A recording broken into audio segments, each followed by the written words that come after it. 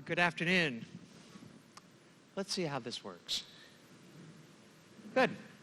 I think you've got a Zoom problem on the picture. I just thought I'd start by noting that everybody's sort of distracted today, and I'm one of them. I also want to say that I'd infinitely rather a conversation than a talk. So as you have questions, including online, please just text them or shout them, and don't let my assertions go unanswered. So, much better. That's Asheville in like 1930. And Thomas Wolfe wrote, "You Can't Go Home Again." The fact is that everybody over the past year has wished that college life could go back to the way it was pre-COVID, and it can't for a lot of reasons, and it shouldn't. So the question really is, so where do we go? Given that we can't go back, how do we go forward into something that's more interesting? To me, the 800-pound gorilla of higher ed is cost and bringing tuition under control. Clearly, you need higher ed, even while the Silicon Valley narrative is that degrees are unimportant. We can do badges or now certificates, and there are lots of ways to succeed. The gap between college-educated and non, between graduate school-educated and college, continues to grow, not shrink. So the data is telling me that degrees are still pretty important and that higher ed has a place in the world moving forward.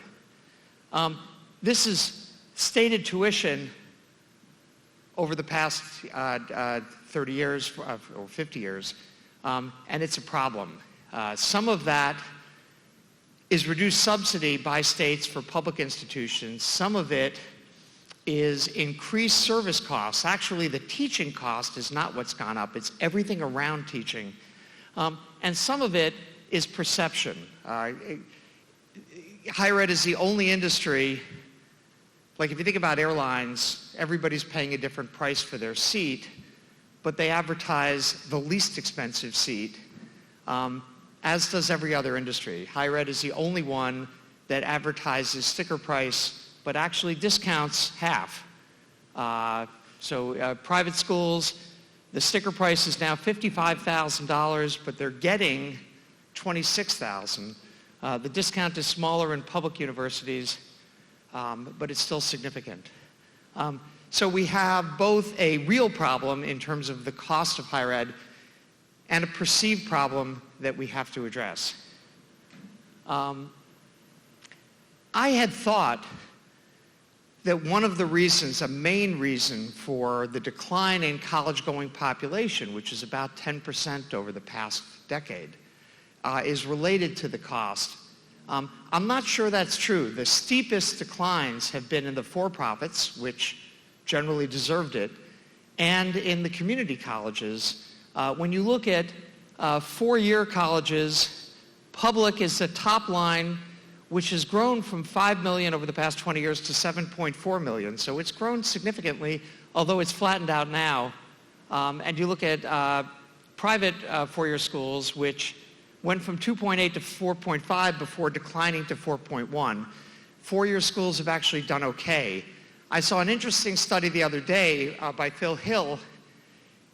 If you pull out Southern New Hampshire, Western Governors, and the ASU online program, these numbers look very different over the past decade, that four-year colleges actually have been flatter down.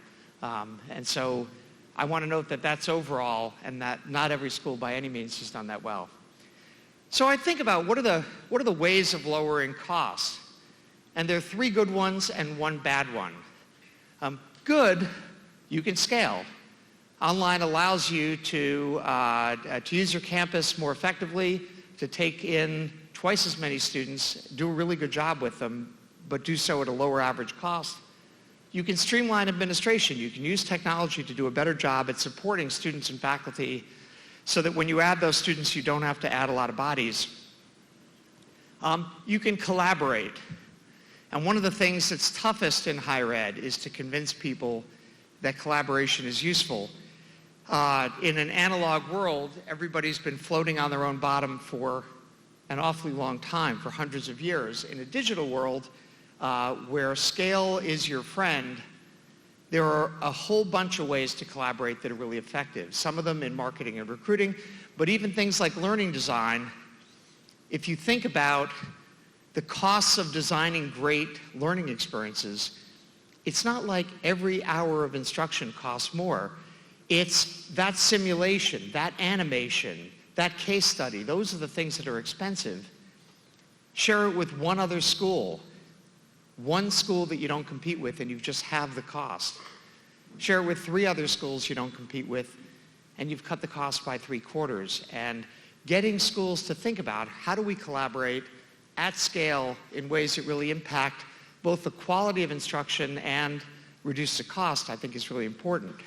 The one way that's problematic is by lowering student-faculty engagement. There's Gallup studies and others. Had an interesting conversation this morning about the nature of student-faculty engagement with adult learners versus with kids right out of high school. And I think it's a point that there's not a lot of research on that's worth thinking about. But if you look at things like retention, graduation rates, satisfaction, and long-term outcomes, so far, it suggests that the way to building great schools that are less expensive is probably not through changing the teaching model that much.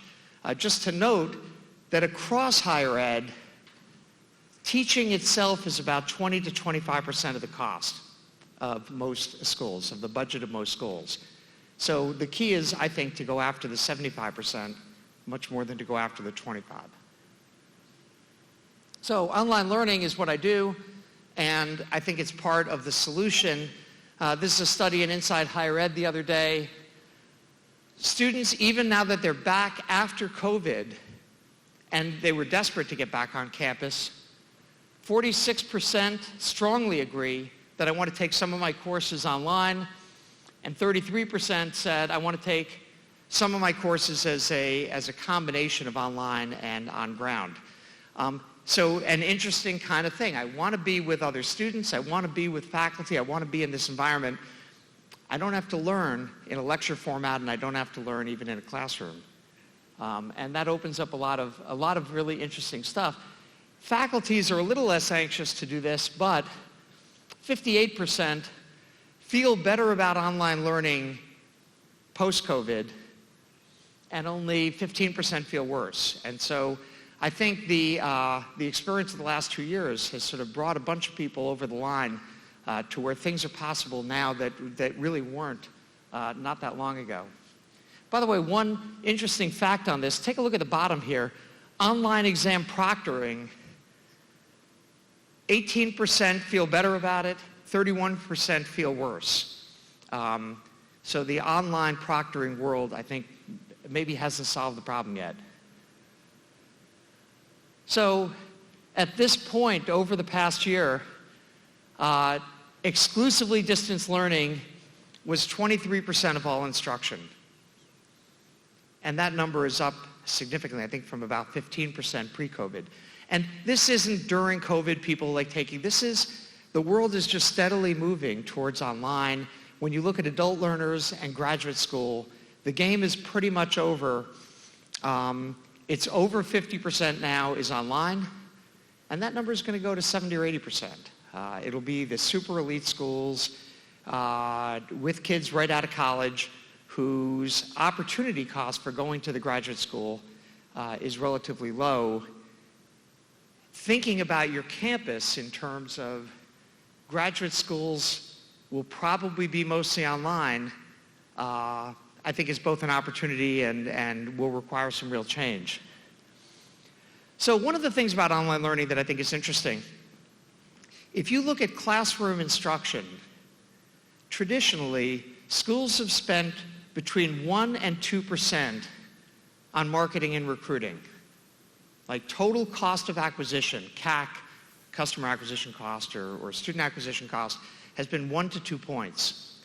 Online, the numbers range from 15% to 40%. If you look at the for-profits, they're generally spending about 30%.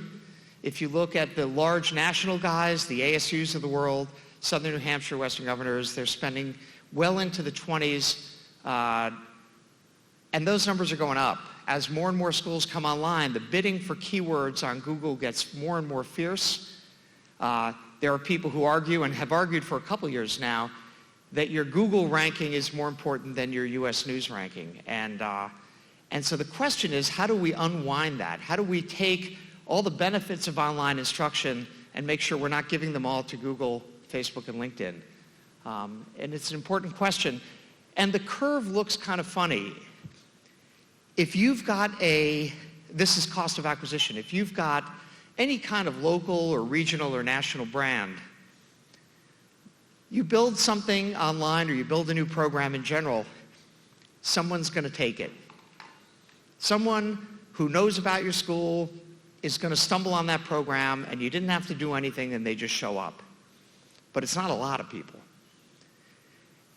Very quickly it goes up to this plateau, which is in the catchment where people who know who you are, but they don't yet know about this program. You've got to teach them. And that cost of acquisition for those students is the one running right now, best practices, a little south of 20%. When you go outside your reputation, then the numbers get crazy.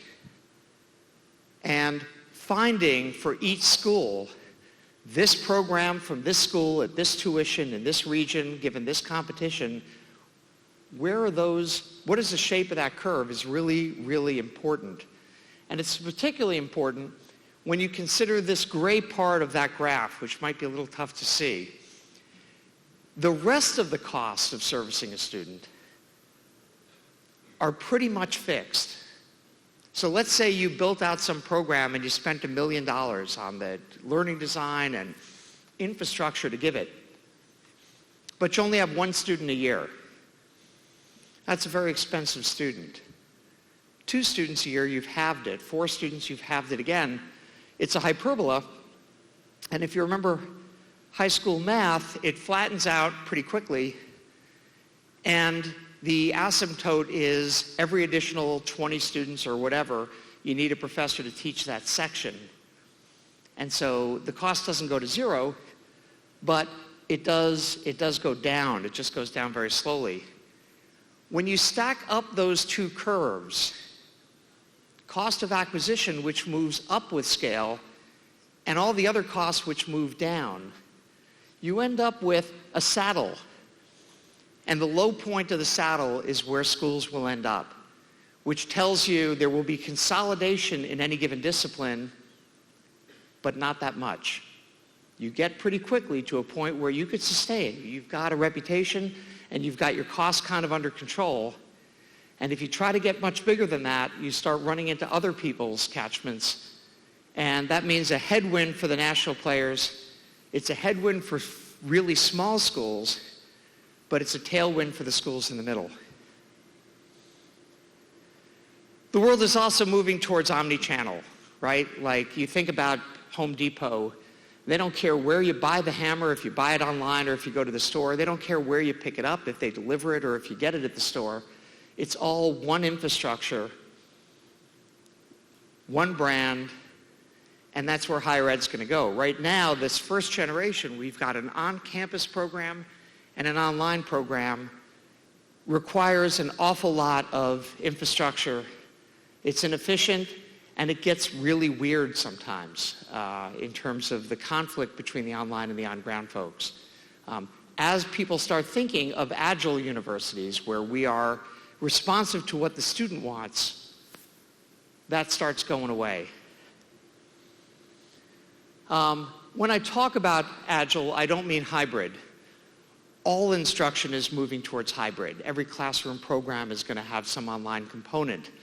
True hybrid programs where we expect that there's a different audience that wants every course to be some combination of online and on-ground in a different kind of, half and half way. I don't think there's a market for that. There hasn't been yet. I don't think it's coming. the people who don't want to primarily be on campus want to be online. And so hybrid learning is interesting in the sense of, can we enhance the classroom program without making it more expensive? But when I say Agile, what I really mean is that the infrastructure is unified. So to do that, to build great programs and to build an Agile structure requires support system around the core of instruction and in all these ways, and obviously requires a kind of technical integration that end-to-end does really well. That's hard to do alone. The average online program from a school doing it itself is about 40% as large as the online programs done in combination with online program managers who do this stuff for a living. Because it requires new systems. There are times you have to build a new bridge next to the old bridge, start routing traffic to it, and then tear down the old bridge. And there are a lot of infrastructure things at universities that are very tough to change. You need to rethink it, and then you need to move the students over to it and move the staff over to it, over to systems that are just more efficient and more responsive. It also requires networks. And as I said before, how schools collaborate at scale in terms of benchmark data, in terms of reducing marketing costs and the like is a critical challenge for the next decade. These are the schools Noodle works with. We do some of that stuff, integration and sort of see ourselves as the backbone of a network of great universities and now great employers. But we're not going to be the only network. And how schools think about those networks is, I think, really important. I want to say a couple words about on-ramps and off-ramps. As higher ed evolves, the connection back to high school and the connection back to the 36 million people who started college and never got a diploma is, I think, really important. And I think in terms of on-ramps, because this balance between I need to have standards, this person is ready to learn at my school, and access, we have to have a pathway for everybody. That's a really, really hard thing to square. And the solution is when somebody's not ready, that there's a simple, inexpensive program for them to take. When they're ready, they can start school for credit and not until. And how we pay for those on-ramps and how we charge students for those on-ramps is, I think, something TBD, but I see a lot of really interesting stuff going on in that on-ramp space. In terms of off-ramps, the off-ramp for a lot of schools, especially access level schools, is corporations, is companies hiring their graduates. And there is, again, some really interesting stuff going on here. One of the things I mentioned before, there was a Silicon Valley narrative that we didn't need degrees anymore, that certificates would kind of take over and badges would take over. And that's gone nowhere. But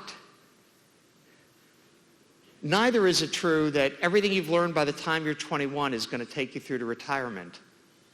So the question of certificate programs and lifelong learning as an ongoing part of people's lives, I think we're just in the foothills of that. I think that whole movement is going to get larger and larger. Already, the lifelong learning space for professionals is 4 times as large as the graduate school space in the US, and it's growing by 10 to 15% a year. So it's one of those things that reminds me of Sears didn't consider Walmart a competitor until Walmart was 6 times larger than Sears. And how we see lifelong learning as an opportunity in higher ed is, I think, pretty important.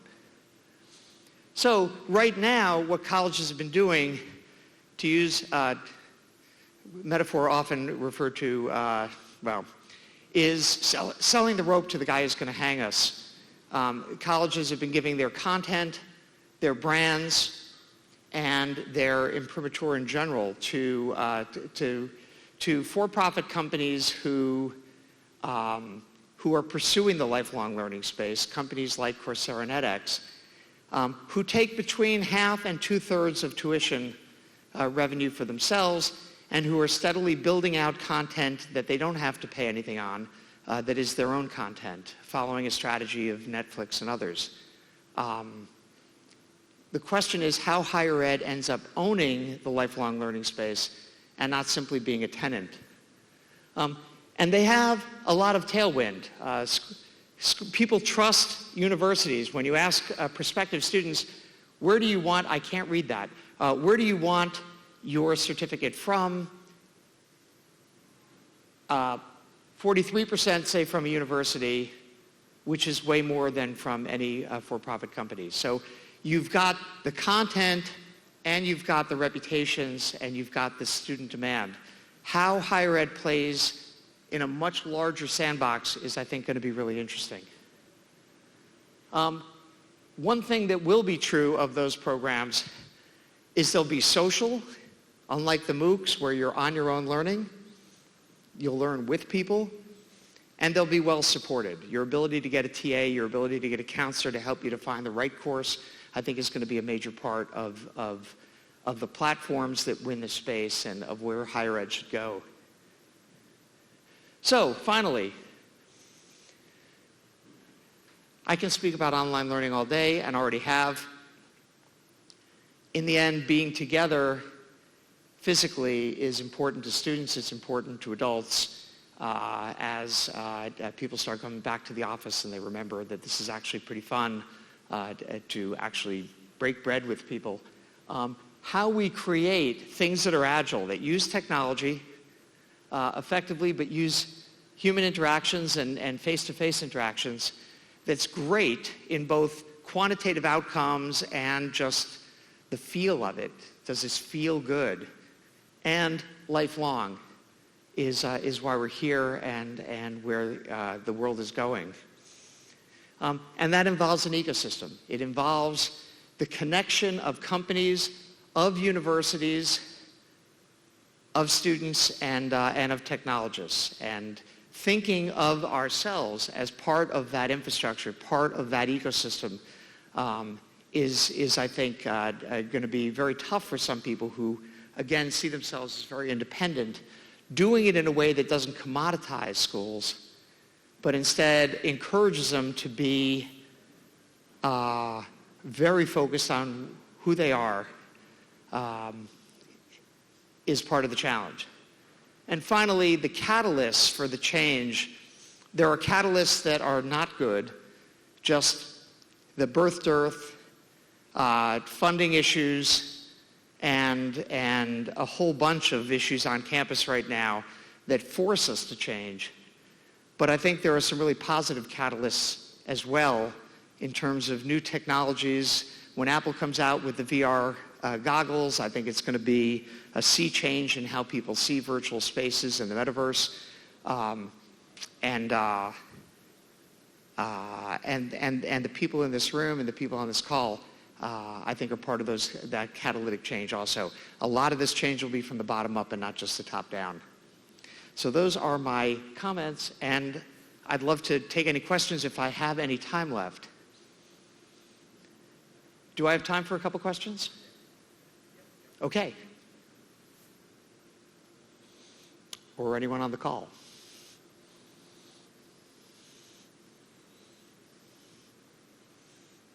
Comments, insults? Yep. Hi, my name is Dr. Perry. Question I have is, what do you think that's on the horizon that people are really just not paying attention to? The question is, what's on the horizon that people are not paying attention to?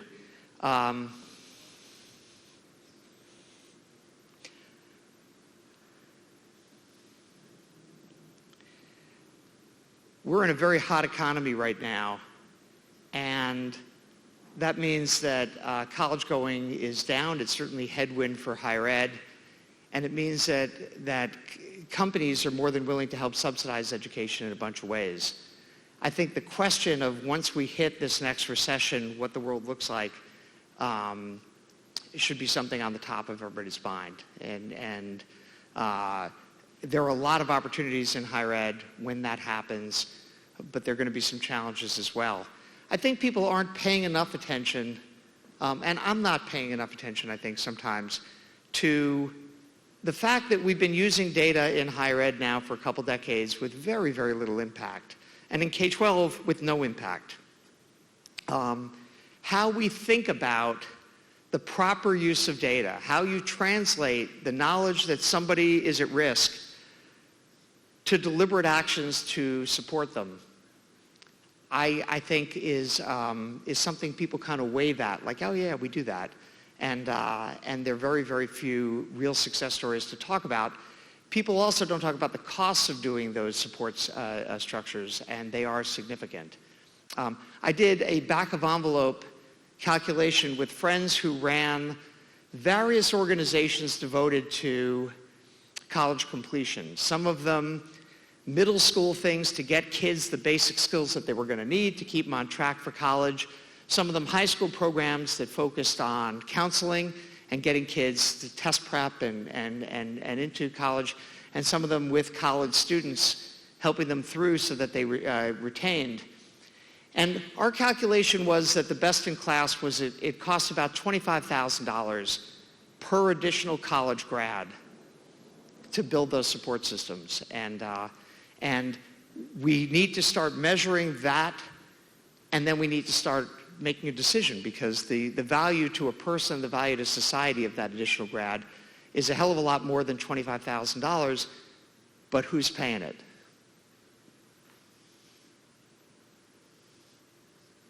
Sorry, long answer.